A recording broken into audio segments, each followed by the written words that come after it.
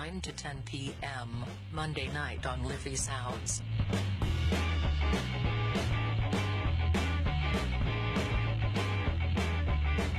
The world you don't know.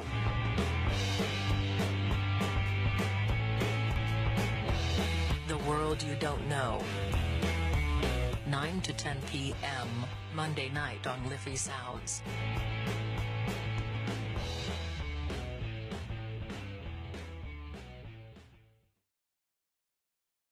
Good evening, ladies and gentlemen. You're very welcome along to this week's edition of The World You Don't Know with myself, Mick O'Connell. And tonight I have a great show lined up for you. I have a wonderful guest coming on now from Estepona in Spain, a gentleman called Ole Dammegard. And I'll do a little brief bio of who Ole is. Ole is a Danish researcher, investigator basically, and he's been looking into global assassinations and the general global agenda that you hear me talking about constantly on my show for basically the last 30 years. Now, he's most renowned for a book that he wrote called Coup d'etat in Slow Motion. Now, unfortunately, it's not a book I have read. I've only recently come across Ole, and I've heard him on a few radio shows, and I decided I'd like to get this chap on my show because he's quite the guest, folks. So, without further ado, I'm going to go straight to Ole. Are you there, Ole? I sure am. Listen, you're very, very welcome along to the World You Don't Know show, and I'm delighted to have you on. This is the first foreign guest that I've had on my show, so I'm absolutely delighted it's you. I haven't been aware of you for too long, but I have listened to a couple of your previous radio shows, namely the ones you've done on Red Ice Creations and with OAM, Alan and Steve over here in Ireland. Well, I'm really happy to be on your show. I feel really honoured, thank you. Right, that's brilliant. Well, I mean, you're very welcome onto the show. Now, Ole, I'll give a little brief intro there. I was supposed to play the news, but unfortunately I couldn't get the system to work, but I will try play it at hour. Your book, Coup d'etat in Slow Motion. Do you want to give me a little brief background of what the book is about? I know it's in relation to the Swedish Prime Minister who was assassinated. Now, that was something I wasn't aware of, because here over in Western Europe, we would hear more about the assassination of JFK. But you go on to say that all these global assassinations that have been carried out over the last 50 years are nearly all linked in some way or another. According to my research, that is absolutely true. And when I started out, like you said, about 30 years ago, I had absolutely no idea that this was the case. It's been over all of these years of very deep research that I've suddenly found out that I've been able to connect the dots, and I found heavy evidence that even the same people, some of the same people that were in Dealey Plaza in 1963 were actually in Stockholm 3 years later in Stockholm when they took out the Swedish Prime Minister. These people I'm talking about, it's a small group of top skilled assassins that has been used since the late 50s all the way up until today almost. And they have been involved in the JFK, Robert Kennedy, the Martin Luther King, the Che Guevara killing, the overtake of Salvador Allende, the killing of Pablo Neruda in Chile as well. They were responsible for the killing of Robert Smith in South Africa, Uwe Barschel in West Germany, and so many other incidents and terror acts globally. When you say they, who are they? Are you talking about what would we commonly call the Illuminati? What I'm talking about is the hit team on a street level. Right. You know, you got in this power pyramid, this global power pyramid, you got the people up near the top of the pyramid or in the top of the pyramid where the orders come from, where they give the orders to when somebody has become a problem, either one of their own members or an enemy, and then the order goes down through the pyramid of power. Down to the people that have to execute it, and these people have absolutely no idea where the order came from, why they are killing this person or whatever. They just follow orders, they get supplied with money, weapons, all of these type of things, and they just carry it out. And the they I'm talking about in this instance is a group called Operation 40. That was created in the late 50s, early 1960s under President Dwight Eisenhower.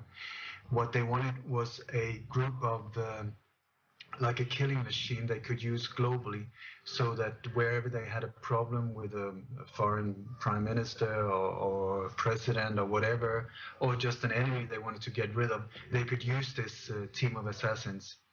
And Dwight Eisenhower gave his vice president, Richard Nixon, the task of creating this group. And he did that together with some seasoned veterans from the CIA, people like David Atlee Phillips, Howard Hunt, and the group themselves, they down to Miami, where they recruited a lot of mostly Cubans that had escaped from Cuba when Fidel Castro took over.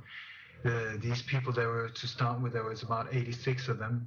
One of them was a woman, and they were trained in everything from jungle warfare to explosives to poisons to you name it.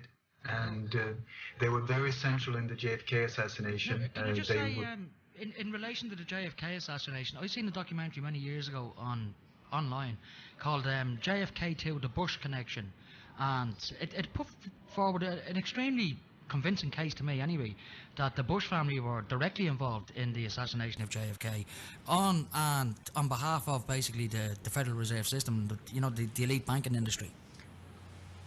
It's more complex than that, but yes, the Bush family, they're extremely central in I would say so many of the atrocities that's going on ever since the 50s and onwards, even before then. And actually George Bush Sr. was the paymaster of this group of assassins, Operation 40. He was the paymaster that were funneling the funds from the military-industrial complex, but also from many different companies like Standard Oil, United Fruits, and then many of the members in the global elite, including oil tycoons from Texas and so on. But he was the actual paymaster. Okay, what do you believe was the reason that they took JFK out? When it comes to these big conspiracies, the really big ones, there's always a lot more than one reason. I would say when it comes to JFK was that when you look at the power behind the assassination, it's a combination of the mob, the CIA, the Secret Service, the Dallas Police, the military-industrial complex, and other big company interest on a global scale. And the reason why he was taken out or the reasons were, like you said, he wanted to get out of this strangle that the Federal Reserve, this very, very criminal organization, private organization, that is keeping a major part of the global population by the throat financially. He wanted to get out of that grip and start printing their own money, interest-free. He also wanted to withdraw out of Vietnam, which was an absolute incredible shock for the whole military-industrial complex, also connected to global drug trading. We're talking, that is one of the main reasons that they got involved in the Vietnam War, was to get close to the Golden Triangle, and then through the war being able to transport the drugs into the States and other countries. Now, can I ask you, in some of your interviews, you go on to explain that, like, all of these global assassinations are somehow linked, either by method or by the way they're covered up afterwards. Do you think it's all connected, even up to today, to what's going on in the world globally today? Very much so. I would be resistant to say all of it, but a major part of it, as far as I've been able to find out, is connected. All these things that we think have nothing to do with each other are linked together behind the scenes. And this is why I'm very, very optimistic after all of these 30 years, because as far as I've been able to find out, it's a very small group of people that are behind so many of these atrocities and this global mayhem that is going on. So if we can only expose this group and make it stop, then automatically the world will take a step for the better, a big step forward. Now, can I ask you a question? Are you aware of a gentleman called Benjamin Fulford?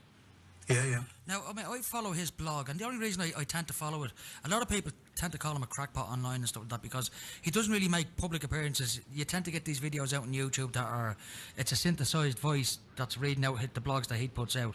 But the reason I follow him mainly is because his credentials tend to check out, if you look him up online, that he did work for Forbes magazine. He was their Asia bureau chief, basically. And he managed to bag a good hour-long interview with one of the Rockefellers, with David Rockefeller. So I'm saying to myself, if he's out to bag an interview with one of the Rockefellers, he obviously has some serious connections. And he goes on to claim in his blogs that there's a war going on at the very top of the echelons of power between the East and the West. In the West, he'd phrase it as the Illuminati, and in the East, the White Dragon Society.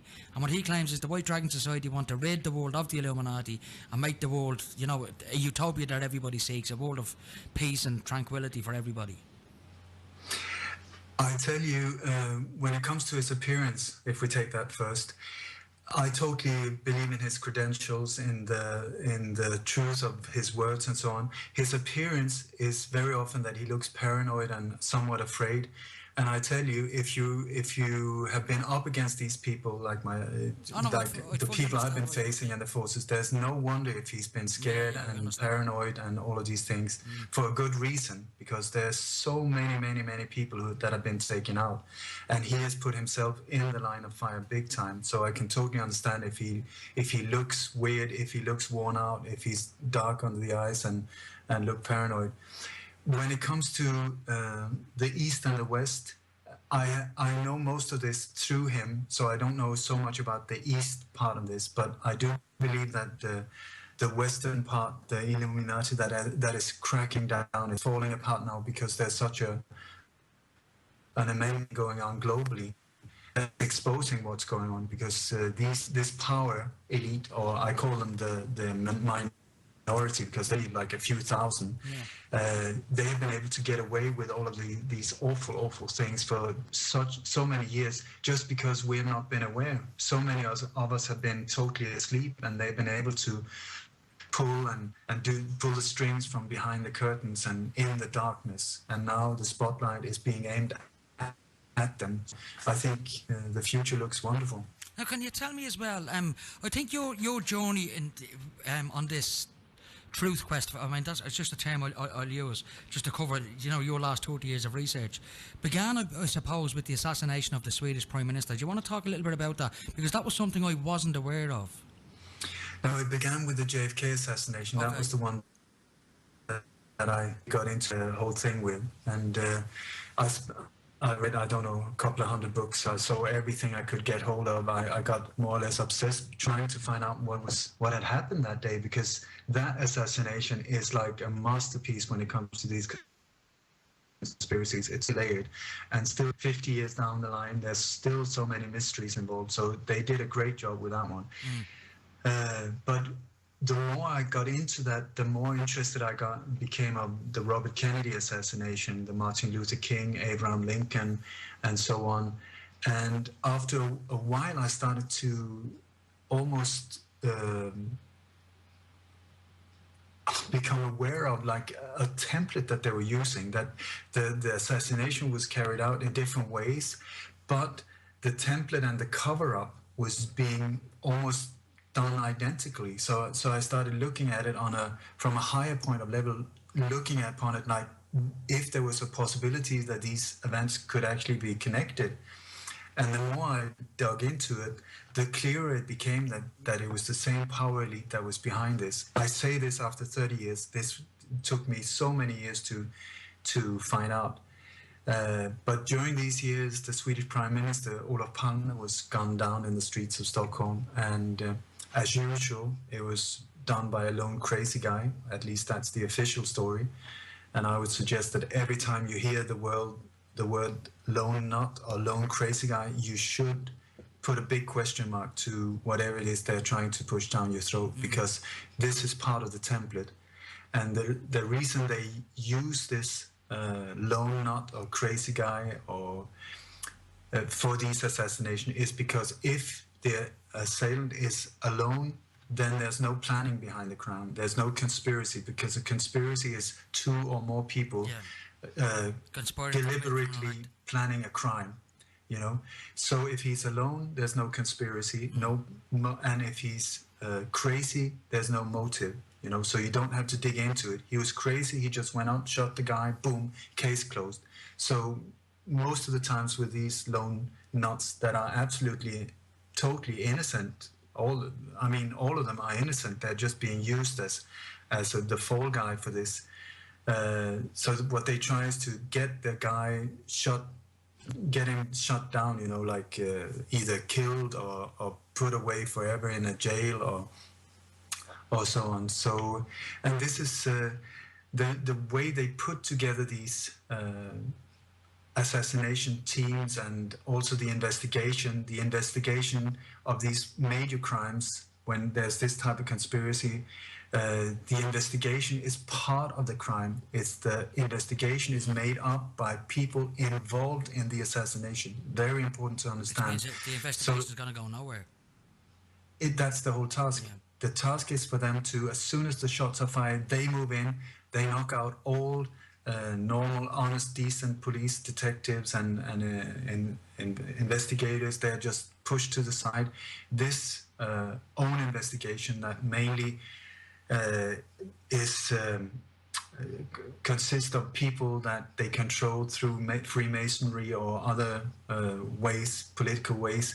They go in there, and the only task they have is to point. They went that way, they went that way, they went that way, and point at the patsy. It's the patsy, it's a patsy, it's a patsy. And it's like a wall you're up against when you're an investigator or a private person. You will just be met by denial, and it's like a wall of the word no, no, no, no.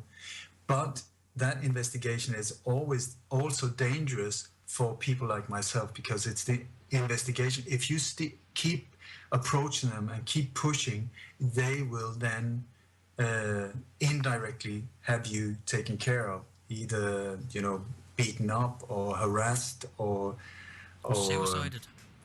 suicided or accidents, these type of things. But so it's a very scary thing to become aware of, and I myself, I lost 2 friends that was murdered, and I had to leave Sweden because I felt very threatened there. So this is why I'm in Spain at the moment. Okay, well listen, I need to go to a break, and I want to talk to you a little bit about that as well when I come back. So I'll be back in 2 minutes with Ole, folks. So if you just hang on there, Ole, and if you don't mind, would you mute your microphone for the next couple of minutes? That'd be great, thanks. Folks, I'll be back in 2 minutes with Ole. Hello, are you still with me, Ole?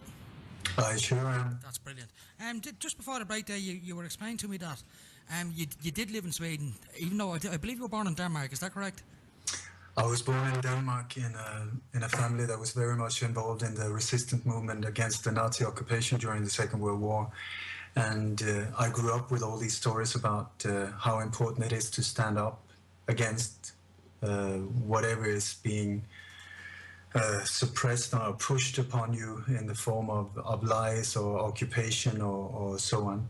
Then when I was a kid, when I was 8 years old, we emigrated to Sweden, and that's where I spent quite a lot of years. I used to work as a journalist there and so on.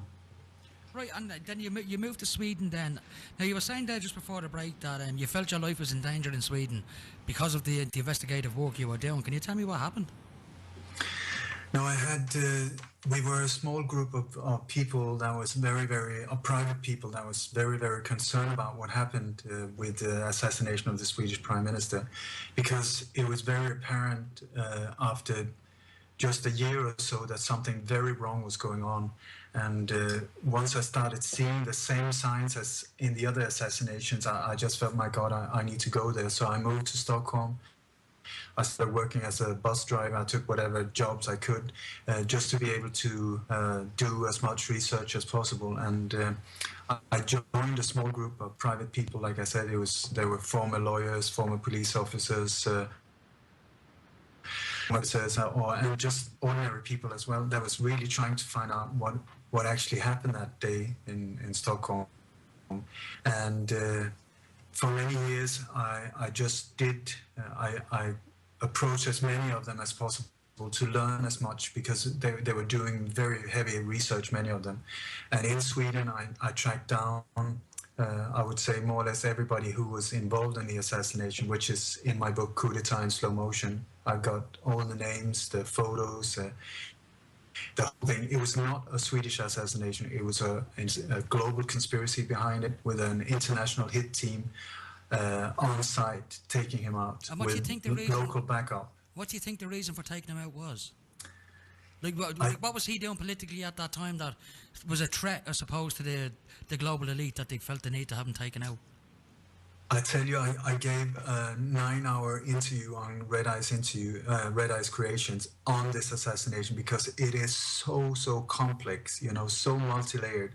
So I prefer not answering that just with a quick answer because there are more than one answer to it. But he was, one of the reasons he was taken out was he was part of the elite as well. He was a Bilderberger. He was a member of the Committee of 300 and so on. And they really came to a point where they thought that he was not trustworthy anymore, that he was totally working against them. And that is one of the reasons that people from NATO, international Swedish interest and so on decided to take him out. Right, so like you said, it's a global conspiracy to assassinate him, and just like JFK's, it is extremely multi-layered. So, I mean, but you'll never get to the truth, and that is anybody's guess.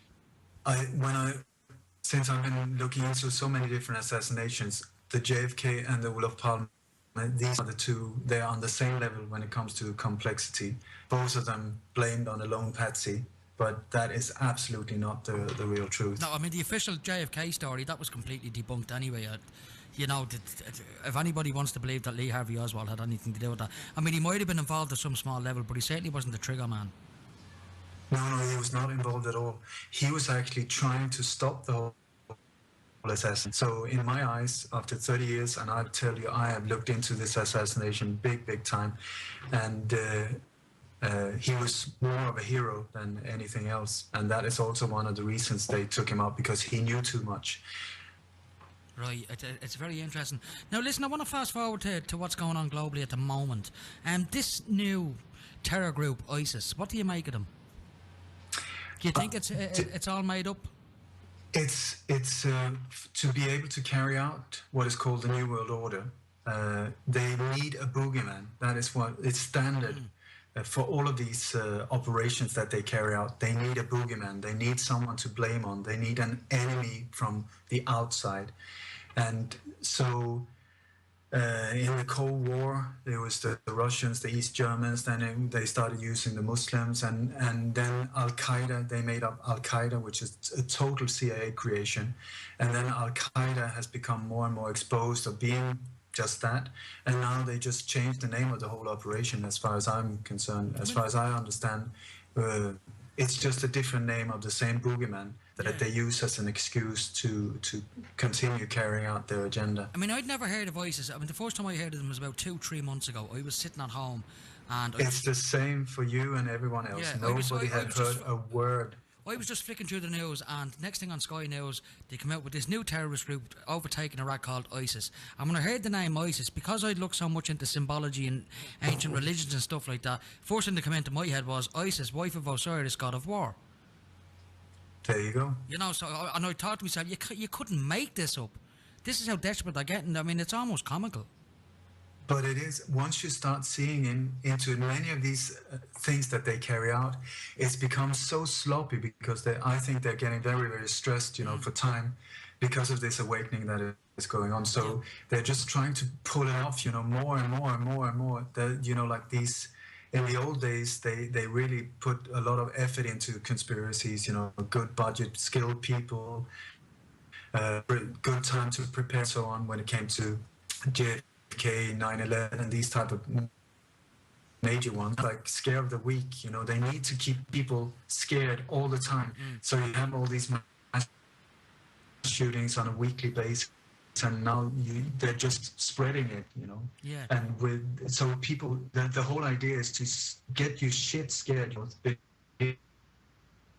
That there's terror, that there are awful things to be able to push forward this agenda. And the agenda is to create a one world, one central world, a one global fascist state, actually, without borders, with a one world army.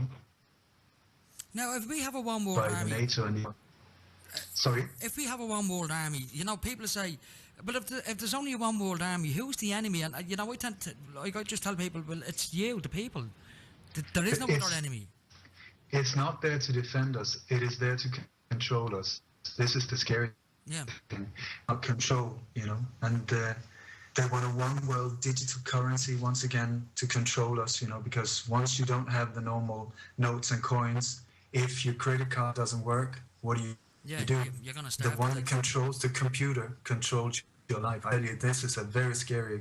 And I've just come back from Sweden, and I tell you, in Sweden, there's a lot of banks that have stopped using normal money. You can only use credit cards.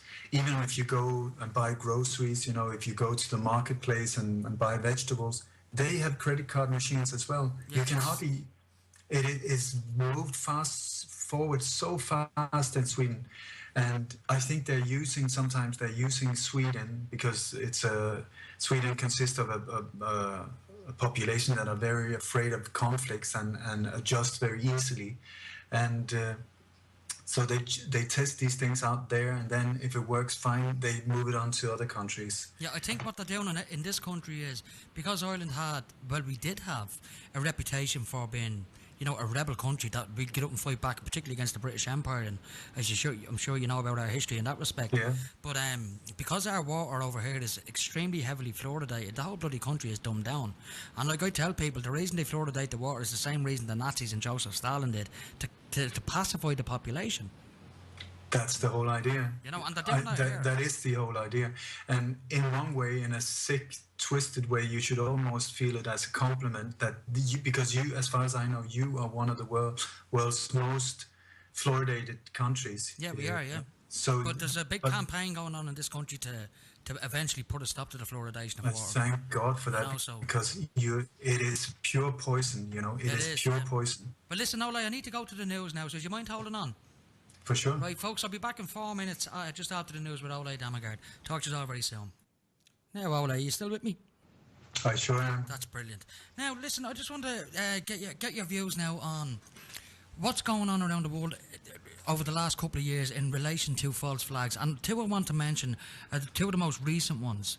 The two beheading ones, the most recent being James Foley, which is most blatantly obvious. It's a fake if you have any knowledge at all of green screen technology and how green screen is used, you can see that it's a fake. And another one in particular as well that I heard you talk about as well on another radio show is the one in Woolwich in southeast London. Do you know, one of the reasons they do these false flags, either it is to be able to carry out their agenda without opposition from the public. They secretly create a problem to get a reaction from the public, and the reaction they're looking for is always the same. That people go, oh my God, something needs to be done, and then they turn towards me, who secretly have created the problem, and then I come with a solution. And the solution is always more militarized police, more surveillance, less liberties. You have to give up your freedom, these things. Sorry? We can see this happening now in England over the last few days. I'm sure you're well aware that the British have ramped up their terror, whatever they want to bloody call it, to severe, which they're saying basically that ISIS are imminently going to attack somewhere in the UK. Now, there's a huge NATO summit going on at the moment in Wales and Cardiff, and most of Cardiff is on lockdown. Now, I'm of the belief that something may pop off there this week, and it will be a false flag. Now, they've already increased security at the airports. They've given themselves new powers to remove people's passports from them. Now, they're saying Islamic terrorists, but we know they will broaden that to mean everybody. I would say absolute nonsense, the whole thing. I would say total fake, all of it.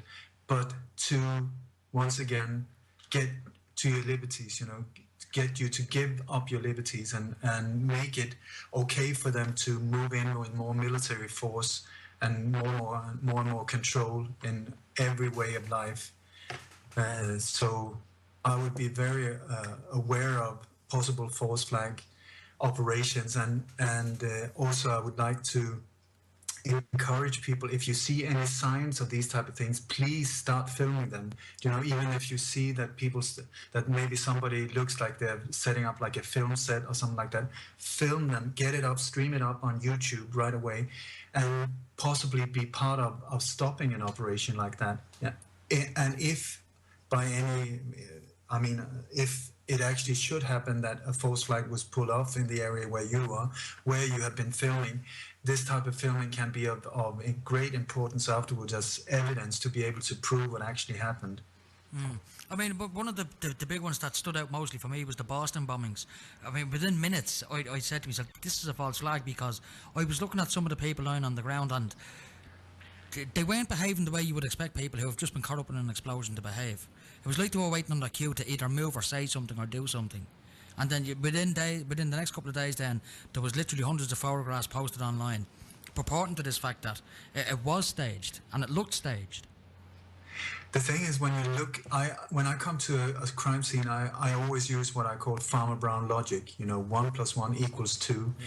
Doesn't matter if whoever comes in a white robe and a fancy title and tries to explain to me that it actually comes to 37. I know that he's lying, and there's a reason why he's lying. And if you follow that lie, it will point you towards the real truth. What is he trying to cover up? And many of these false flag operations and assassination are absolute no-brainers. I mean, if you just go in with an open mind, you start looking at the evidence on the crime scene, within minutes or within half an hour, you will find lots of things that does not make sense, that shows that something totally wrong is going on. But at the same time, the media will pump out the official story, and it doesn't matter how much proof comes forward and get exposed, the media will still pump the same story. It was the patsy, it was the patsy, it was the patsy. That, the official story, whatever that is. And with the Boston bombing, very, very obvious. Once you start looking for the signs, you start seeing, I mean, you have to look, if a bomb explodes, there's an epicenter in the center, and you just have to know about explosives to see what it does and in what direction debris flies and the destruction and so on, and you see right away, my God, doesn't make any sense at all. And the Boston bombing was just one of many. Another one that stood out for me as well now at the time was the 7/7 bombing. And what stood out for me most about that was, at the time I was working for a roofing company, and I was driving one of their trucks, and I was actually parked on a building site and I had the radio on, and I came onto the radio, and within an hour then there was another broadcast saying that 4 men had been shot dead in Canary Wharf, and they'd only said this once, and it was never mentioned any other time on the news, and it was covered up. But one of the most outstanding things I seen that day then was a gentleman called Peter Power, who was ahead of this consultancy firm who would stage mock events for training purposes, and he came out and said that he was running a training exercise in the 3 exact same train stations where these bombs went off in London on 7/7/2005, and for him, he said, the hair stood up in the back of my neck because our scenario matched exactly what went down that day. Now that's just too big of a coincidence for my liking. It's only when you start studying these conspiracies one by one, you will start seeing this very clear pattern, and one of the parts in this pattern is the drill. They have a drill, an ongoing drill, with the exact same scenario as the terror event that is about to take place. And then this terror drill, in the middle of it, suddenly goes live, and many of the people involved in the drill has absolutely no idea that it's actually happening and why they're there. So when it comes to the 7/7 bombings, you're welcome to saw off my right arm if that was not a false flag. Total inside job. And the gentleman I wouldn't call him gentleman, but the man you just mentioned, why has he never been questioned about who that company was that hired him for these things? Yeah, he was the head of a company called Voyager Consultants, and but he's never said it's never been exposed who was the client he was working for at that time. Yeah, well, he just said he was working for a client in London based in offices with 1,000 people. Yeah, I know. That's his excuse. That's all he ever said. He's never said anything since then. But he's just one minor part of the whole thing. But this is a man, he should be put up against the wall and questioned until he comes out with the truth, because he is very, very aware of what actually happened that day. He, among many other people. But we come up way up in the top of the pyramid before you can find the real truth, why these things were carried out and so on. But 100% false flag operation. And just like you say, when these things happen, you have to be very, very quick, right when it happened. It's the minutes after it happened and the first hour. Record everything, because this will disappear like these 4 men that were shot down. They just disappeared out of thin air. You never heard of them again. Yeah, I think what was going on there, and even John Anthony Hill, he made the documentary 7/7 Ripple Effect. I don't know if you've seen it now. You can. I haven't. I haven't. Excellent. Yeah, it's an excellent documentary, but he stated in that documentary that, and I do believe him, because I'd heard the news report that morning about 4 men being shot in Canary Wharf. He believes that the 4 men shot dead in Canary Wharf were the 4 guys who were named as the suicide bombers, who allegedly died on the trains and on the bus. But what he says is they got to London, these bombs went off at the times they did, but they didn't make it down there because they'd missed a particular train somewhere else in the UK that was to bring them to London, so they couldn't have been where they were supposed to be at the times the official story said they were. And what he reckons happened was they seen all this shit going down in London, like the shit has hit the fan, there's police everywhere, there's fire engines everywhere, they knew something major had just occurred, and they realised then that this is not a drill that they believed they were a part of. And what they did was they ran down to Canary Wharf in London, because most of the newspaper media are based in Canary Wharf, all the big newspapers. So he reckons they went down there to try and get their story into a newspaper before it was too late, but unfortunately were intercepted by, a rogue police team who took them all out. I think he's very close to the truth there, at least the way I see it. And the thing you will also see with these conspiracies is that there's a cleanup team that follows. Whatever loose ends or witnesses that seem too much, or journalists that keeps pushing too much, they will be taken care of. John Chester Menezes, I think he'd something to do with 7/7, maybe in an engineering capacity, and they took him out as well. He was a Brazilian electrician. This is the thing, you need to, I don't want to say anything about this guy because I haven't looked into the details around his case, but there's a lot going around, around a big false flag like that one. So, and you will also see, I'm a personal friend of Chip Tatum, who was, he's a deep cover agent, CIA agent for 25 years. He's a whistleblower now, but he used to be a Night Stalker pilot. He was one of the pilots in the Iran-Contras affair. He was also the commander of a super secret team of assassins called Pegasus, directly under the order of George Bush Sr. Not an amateur in any way, this guy. And he's also been part of different false flag operations. What he said when I asked him about these things is that he said they have almost like normal staff meetings, when they planning like this, and the whole setup, how it's going to be carried out and so on. And then after the event itself, they have like a follow-up staff meeting later the same day or the next day and so on, where they check out, did we get the effect we wanted, or do we need to amplify it with another thing? And very often you will see that a similar thing happens, like the beheading in the Woolwich, for instance. The very next day you had a very similar thing happening in Paris. At least they claimed there was a similar thing happening in Paris, identical almost, to just amplify the whole thing. And you will see this repeatedly when it comes to false flag operations. Right. One of the signs of false flags also is that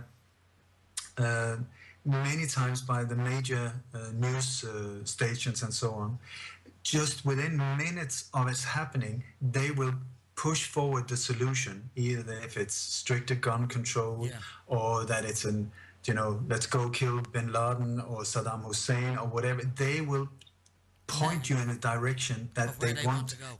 That they want to. So you have to be very aware of how media is taking part of this whole thing. Well, listen, I need to go to the last set of ads, so do you mind holding on for a couple of minutes? For sure. All right, folks, we'll be back in a couple of minutes with Ole. If you want to text the studio, folks, at any time, you can on 087-062-7138. You can email the show at theworldsyouDon'tknow@gmail.com, or please do check out the Facebook page. It's called The World You Don't Know. Ole. Yep. Yeah, we've got about, say, 8 more minutes left before I have to wrap this up. I want to fast forward now to what might be coming down the line in the future.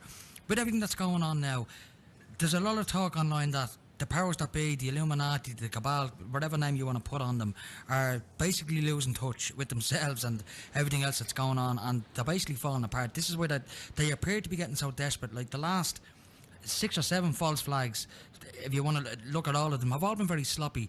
Like people like ourselves can, look at the news and see these events for what they are, that the government perpetrated, and they're trying to take people's freedoms away. Do you think they're going to get so desperate that they'll try and kick off World War III? I have no idea. I really, really hope not to, that's for sure. But these people are, I would say, when you look at the mentality behind them, it's a very sick mind. But I'm totally optimistic when it comes to these things.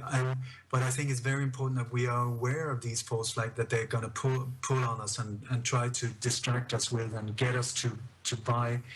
But it's just like you say, it's I think so many researchers, myself included, have put such an effort of exposing these false flag operations, the different templates used and so on. And due to that, so many ordinary people are waking up to the fact of what is going on.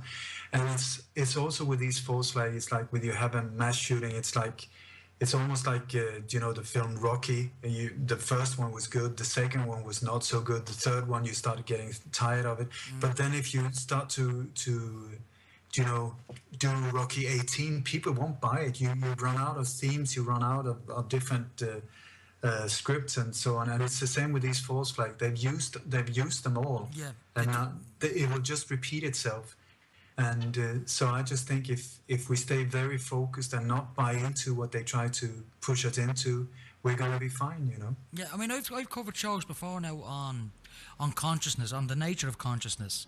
And, I've listened to documentaries, I've listened to radio shows online where people who are really into consciousness and, how the world really works, that it's all energy and we're all one, etc., etc.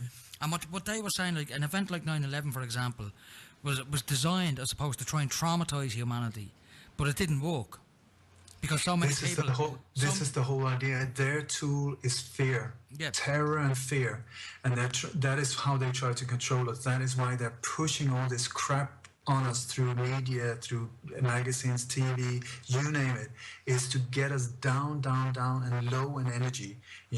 Because it is. Only when we're high in energy, that is where we have real power within ourselves and so on. And that is what they fear. So very often I try to boost people, to show them how to fill their hearts with gratitude for what they have, whatever. Even if you're in a very bad situation, you can always find things to be very grateful for if you start. Open up your heart, fill your heart with gratitude, go out, help people. There are always people in need of help. Because this will also boost the energy, if you can give without expecting to get anything in return, if it's a free gift, whatever you help with or give or whatever, the receiver will lift as well, energy-wise. He will be boosted by it. I always feel that if I do, a kind act for someone, I mean, you could be driving down the street and you'll see an old lady trying to change the wheel on her car, so, you pull over and you get out and you change the wheel.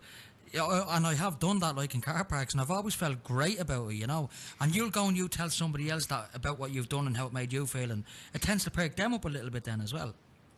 It's so easy, You can just go out, take somebody's garbage without them knowing it, clean their garden when they're not home, so when they come home, you just think they start believing in miracles. Pay the payroll, for the car that comes after you, or pay the coffee for someone you don't know without them knowing it. When you leave the coffee shop, just say, well, the guy in the corner over there, I pay his coffee as well. It's only a few cents or a pound or something like that. It can make a massive difference in that person's life. And just spread it, because that will boost you and it will boost other people. And this is the way, the more empowered we are, the more difficult it is for them to control us. And this is also why they poison your water, all of those things, to keep you low in energy, because they are very aware of energies, and that is why they fear it. Are you aware, Ole, of the pineal gland?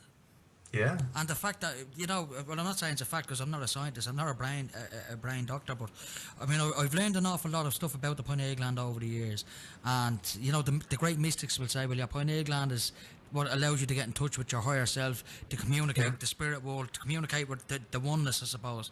And I believe because growing up, we had these ads bombarded that was on TV about milk, saying them bones need calcium. And, you know, of course, growing up, well, your bones need calcium, let's drink lots of milk.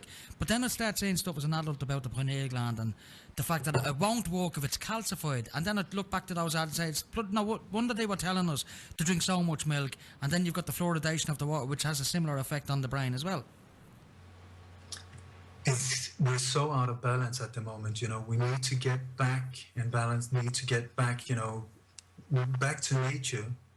You know, veggies, the greener they are, the fresher they are, fresh water, fresh everything. And get out of this whole thing, because we're being attacked from all different directions at the moment, through food, through the air, through water, through media. They're trying to get to us, you know. And the stronger we are, the harder it is for them to control us. And I would say it's a mind game, and whatever they push on us, whenever they try to throw at us, just the more you can stay in what I call love, in the frequency of love, a very, very high frequency, and not buy into fear mode, the better off you are. I mean, John Lennon... Sorry? John Lennon famously said, and he's quoted as saying, I mean, it's in his songs, when he's singing about give peace a chance, he was saying, you know, if the world wants peace, all you got to do is think about peace and it will happen. And I think that's one of the main reasons he was taken out, because he had such a huge following. If he was out to get the whole world thinking on those grounds, the Illuminati, call them what you like, wouldn't stand a bloody chance.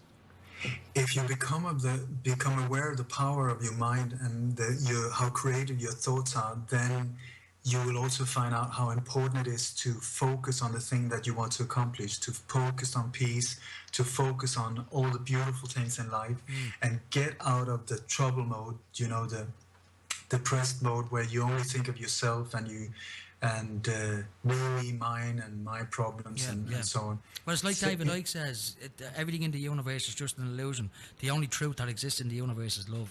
And I get that. Like, I do get that quote, you know.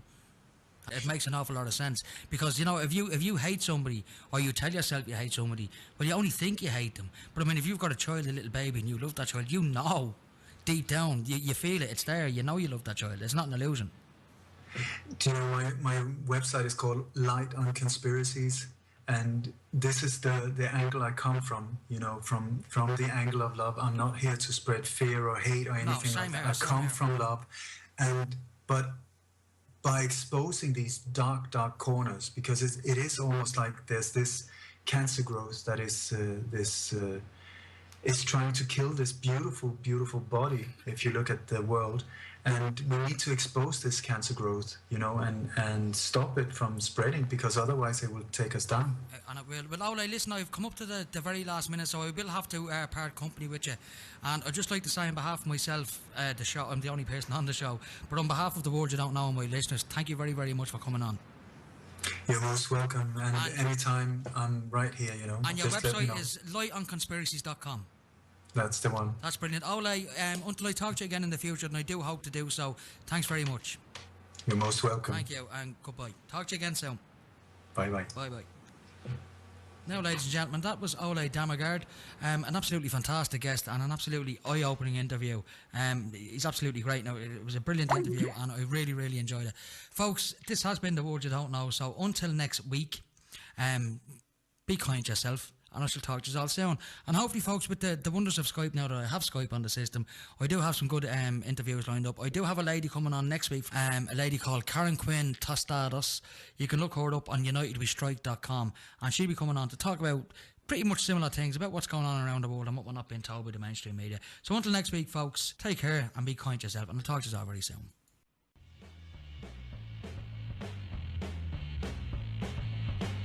9 to 10 p.m. Monday night on Liffey Sounds.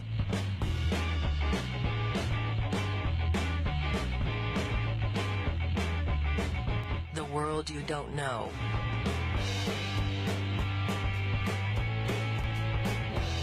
The world you don't know. 9 to 10 p.m. Monday night on Liffey Sounds.